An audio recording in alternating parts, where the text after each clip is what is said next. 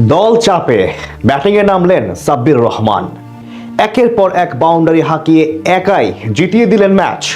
210 strike রেটে ঝড় তুলে বুঝিয়ে দিলেন ফুরিয়ে যাননি তিনি। এবার বিপিএলে দেখা যাবে নতুন করে তাকে। আবারও ফিরবেন জাতীয় দলে। রাজশাহী ওয়ারিয়র্সের বোলারদের বিপক্ষে সাব্বির রহমানের এমন ক্যামিও ইনিংস নিয়ে বাকিটা জানবো রিপোর্টে। সাব্বির নামলেন একের পর এক শট খেলে ম্যাচ জিতিয়ে ঠিক এভাবেই সেলিব্রেশন করলেন, বুঝিয়ে দিলেন ফুরিয়ে যাননি তিনি। ঢাকা ক্যাপিটালসে যখন একের পর এক উইকেট হারিয়ে দিশেহারা, ঠিক তখন থেকেই ভক্তরা অধীর আগ্রহ নিয়ে বসেছিলেন কখন নামবেন সাব্বির রহমান।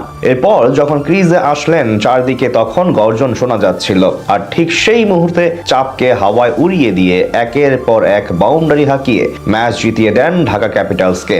বাংলাদেশের ক্রিকেটে এ যাবৎ কালের সবচেয়ে বড় প্রতিভার আবিষ্কার হলেন সাব্বির রহমান। অপার সম্ভাবনা ও সামর্থ্য নিয়ে আন্তর্জাতিক ক্রিকেটে পা রেখেছিলেন তিনি। 2017 সালে বাংলাদেশে খেলতে এসে সাব্বিরকে বিরাট কোহলির সঙ্গে তুলনা করেছিলেন অজি কিংবদন্তি স্পিনার নাথান লায়ন। 2016 থেকে 2020 সাল পর্যন্ত নিজের প্রতিভার ঝলক দেখিয়ে সবার মন জয় করে নিয়েছিলেন এই পাওয়ার হিটার। তার হাঁকানো বিশাল বিশাল ছক্কা এখনো চোখে ভাসে ভক্ত ও ক্রিকেট ফ্যানদের। তেমনি আজ আরো একবার ঝড় তুললেন 22 গজে।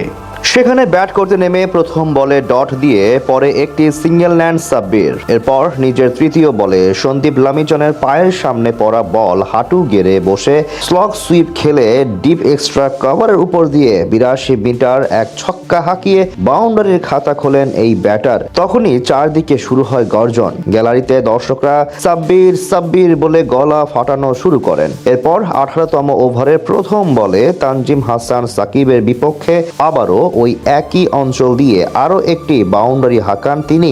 এক নিমিষেই নিজেদের কাঁধের চাপ নিয়ে ফেলেন রাজশাহীর দিকে। ম্যাচ অনেকটাই চলে আসে ঢাকার হাতে, আর ম্যাচের শেষটা করলেন একদম নিজের স্টাইলে।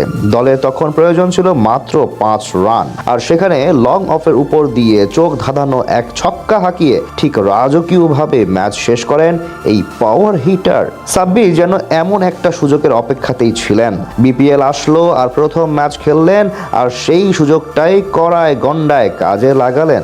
এখন শুধু প্রয়োজন এই ধারাবাহিকতাটায় ধরে রাখা, তাহলেই সামনে জাতীয় দলের দুয়ার খুলে যাবে তার জন্য। সেই আশায় বুক বেঁধে আছে তার সমর্থকরা। হয়তো সামনে টি-20 বিশ্বকাপের স্কোয়াডেও নিজের জায়গা তৈরি করে নিতে পারেন সাব্বির রহমান। সাব্বির নামলেন একের পর এক শট খেলে ম্যাচ জিতিয়ে ঠিক এভাবেই সেলিব্রেশন করলেন, বুঝিয়ে দিলেন ফুরিয়ে যাননি তিনি। ঢাকা ক্যাপিটালসে যখন একের পর এক উইকেট হারিয়ে দিশেহারা, ঠিক তখন থেকেই ভক্তরা অধীর আগ্রহ নিয়ে বসেছিলেন কখন নামবেন সাব্বির রহমান। এরপর যখন ক্রিজে আসলেন চারদিকে তখন গর্জন শোনা যাচ্ছিল।